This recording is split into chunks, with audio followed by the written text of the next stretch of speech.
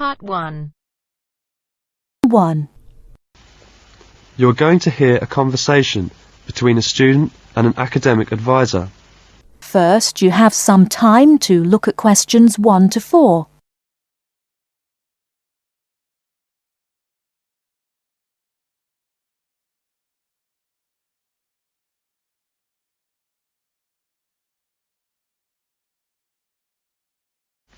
Hello there, you must be Jane. Please come in. My name is Mrs. Dunstan. Hello, Mrs. Dunstan. Pleased to meet you.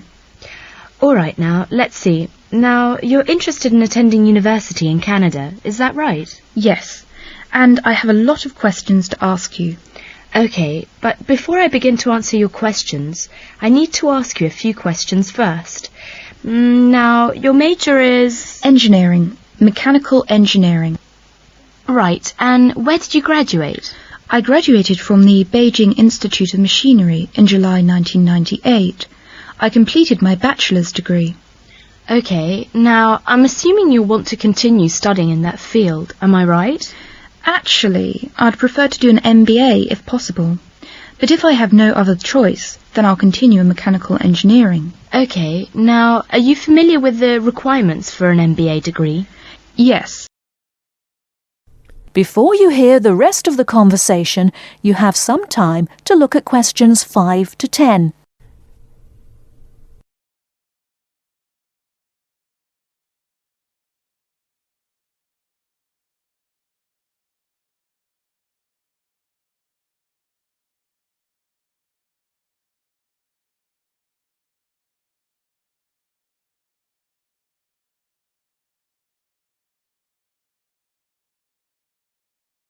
Now listen and answer questions 5 to 10.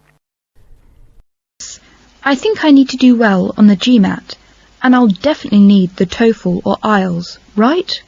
That's right. You'll need at least 600 on the TOEFL or 6.5 on Ielts. In addition, you need to have completed a bachelor's degree too. Did you take the GMAT yet? No, but I plan to take it in August. The requirements for a master's degree in engineering are a little different. You'll need to take the GRE and of course the TOEFL or Ielts. I see. And when do I start to apply? The best time to start the application process is in November or December of the year prior to your intended year of study. Application forms are usually available in September or October. Which schools in Canada offer the MBA degree? Of the approximately 50 universities in Canada, 20 offer an MBA. Here's a small booklet summarising Canadian university programmes.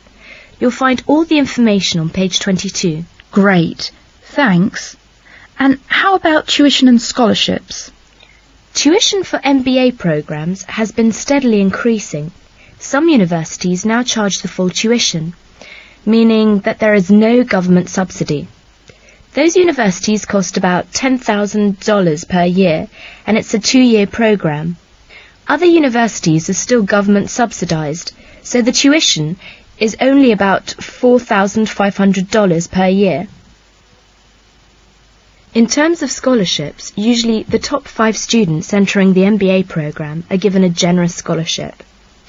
All other students have to pay the full fees. International students have to pay the full tuition, that's $10,000 per year. Oh, is it very difficult to get into an MBA programme? Yes, in fact, the competition is very strong. MBA graduates have a pretty easy time finding a job, so many students are eager to do the programme thinking it will guarantee them success in their careers. Well, it sure does sound like an excellent way to start a promising future. What is the school year like? Classes begin in September each year and finish before Christmas. They resume after New Year and finish at the end of April. And after April? Why, that's your summer holiday. Sounds great. I want to thank you, Mrs. Dunstan, for all your help. I really do appreciate it. You're very welcome. And if you have any other questions, please feel free to contact me. You know my number, right? I sure do. Thanks very much. Goodbye.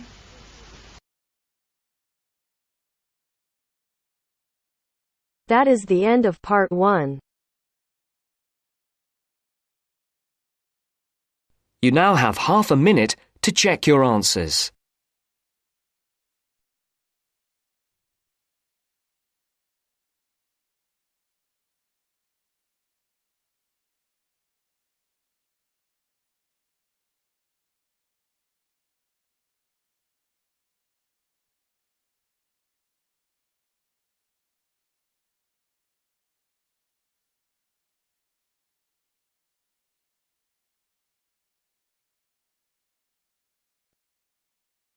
First, you turns to have some part 2. time to look at questions Part 2. 11 to 16.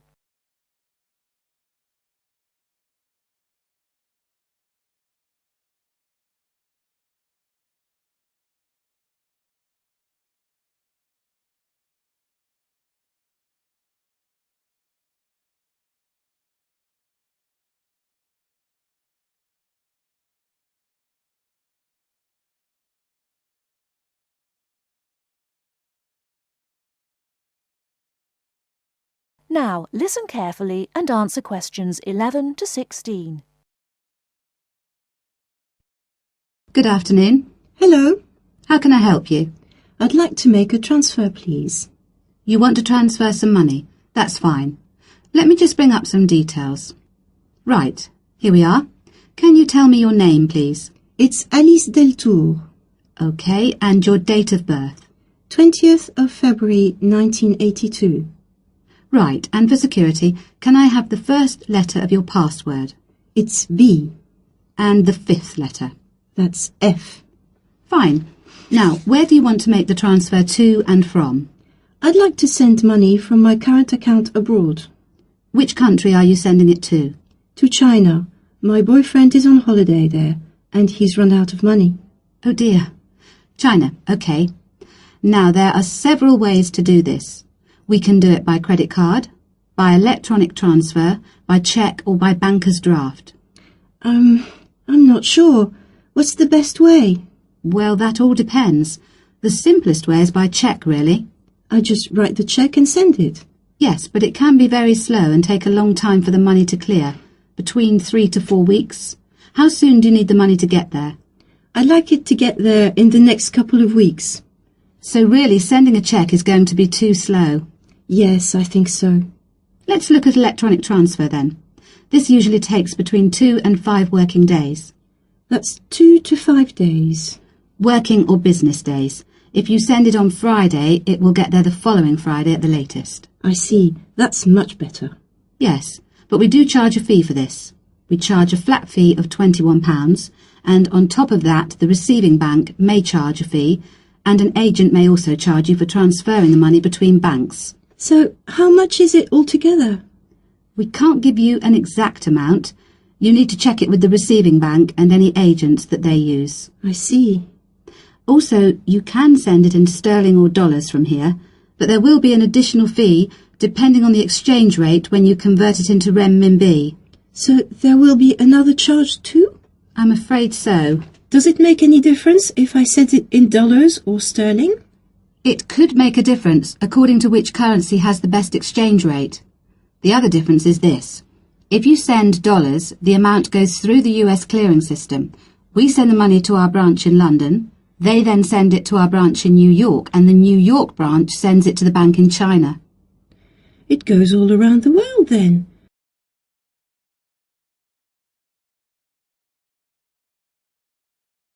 Before you hear the rest of the talk, you have some time to look at questions 17 to 20.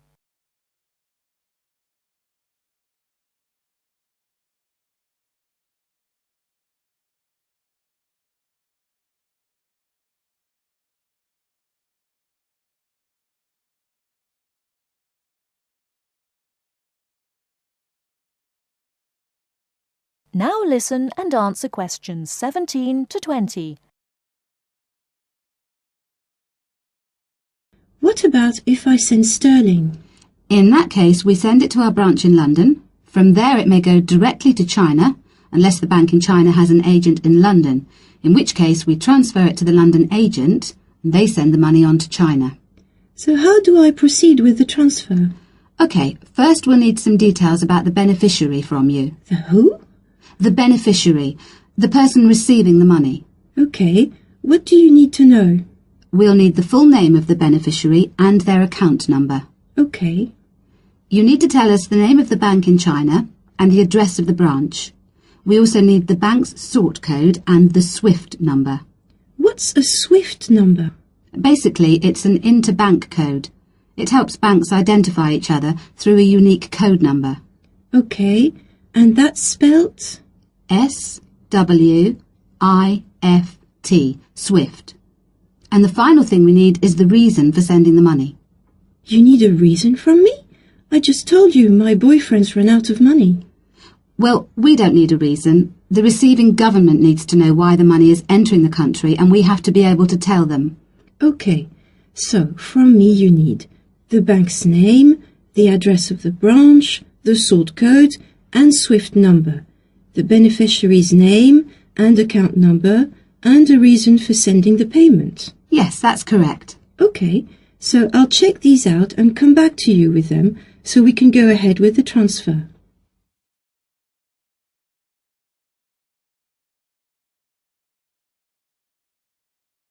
That is the end of part 2. You now have half a minute to check your answers.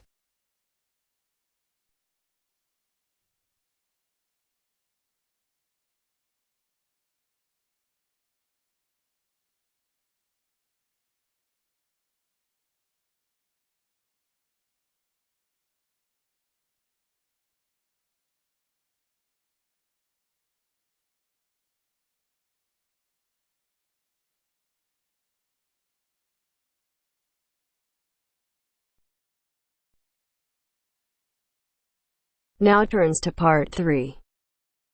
Part 3. You'll hear an interview on job application. First, you have some time to look at questions 21 to 25.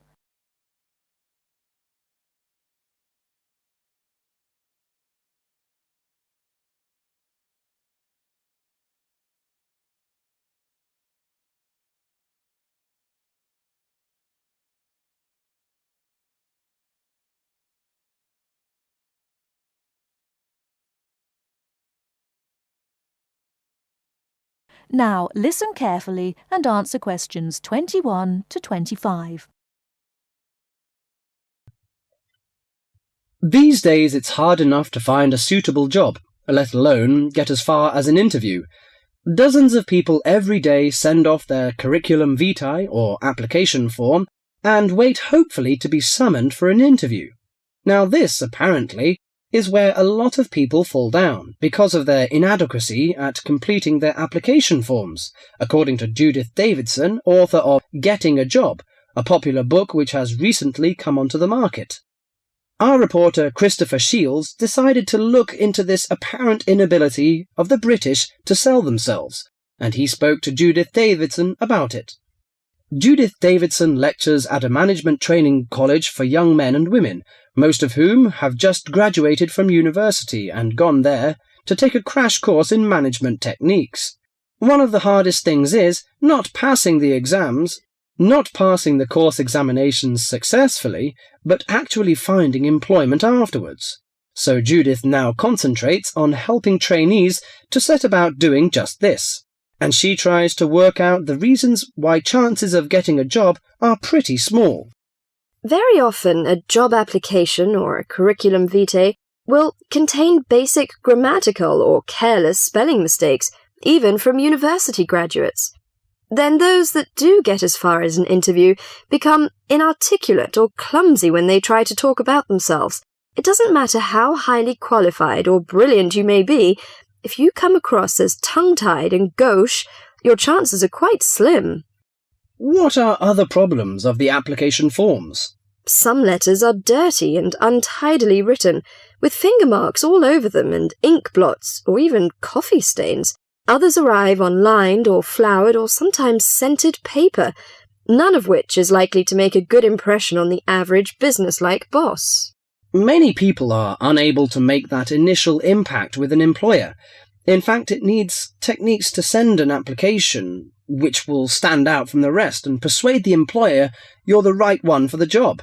This prompted an enterprising young man called Mark Ashworth, a recruitment consultant himself, to start writing job applications for other people for a fee.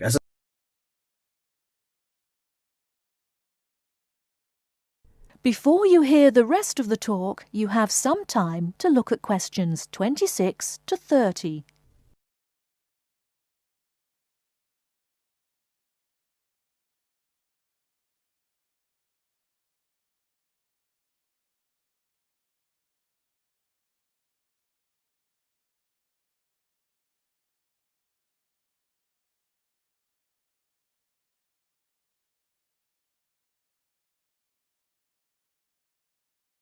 Now listen and answer questions 26 to 30.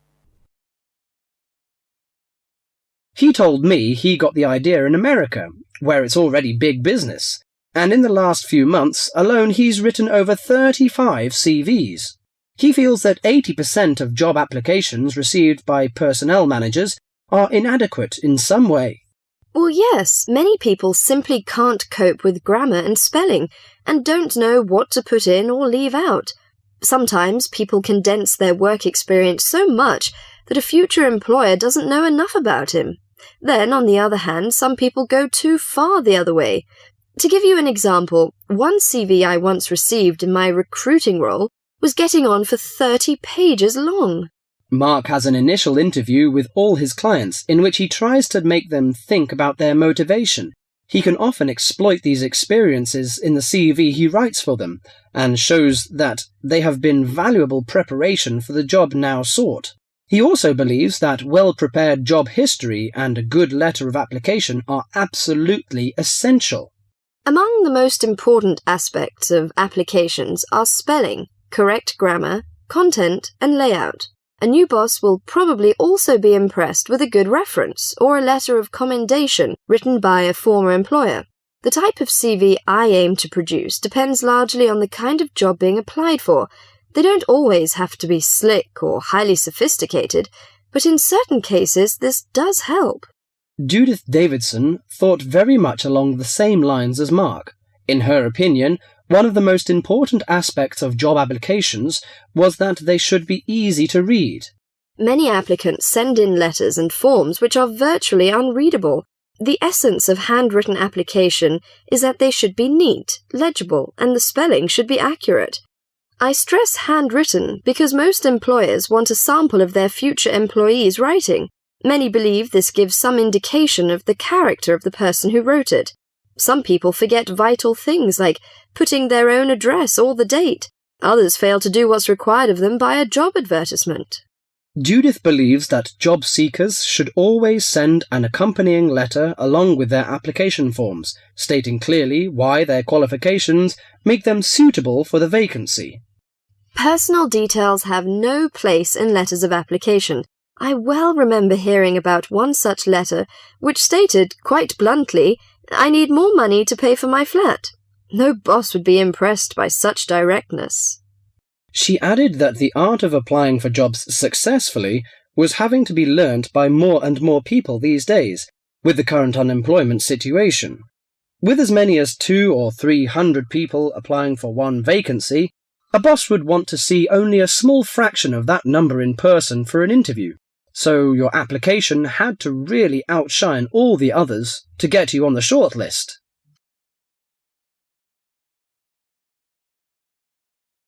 That is the end of part 3.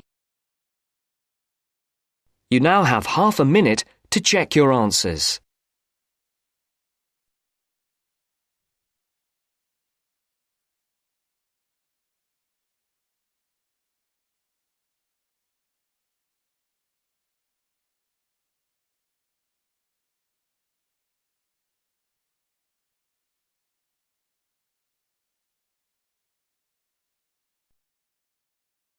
Part 4. You are going to hear a talk on Anne Bonny, a female pirate. First, you have some time to look at questions 31 to 35.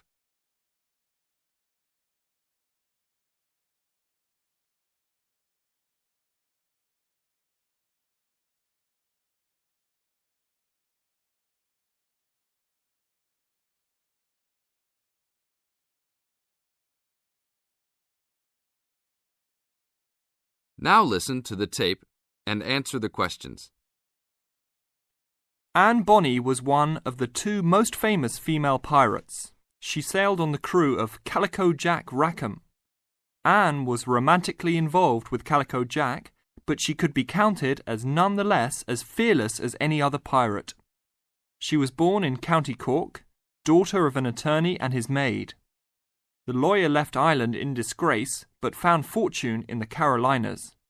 There, he amassed a fortune and bought a large plantation.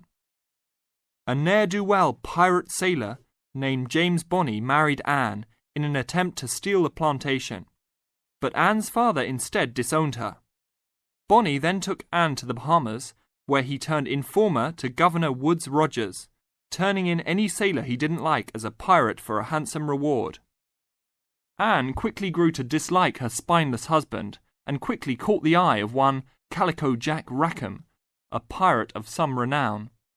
Governor Rogers had recently passed an amnesty for pirates, which left Bonnie out of work. The admiration between Anne and Calico was mutual.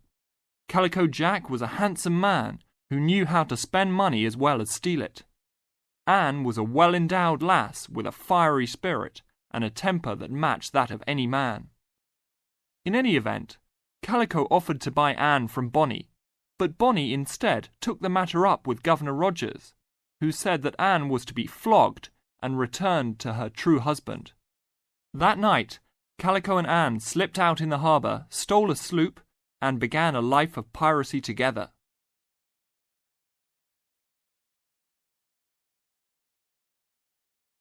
Now look at questions 36 to 40.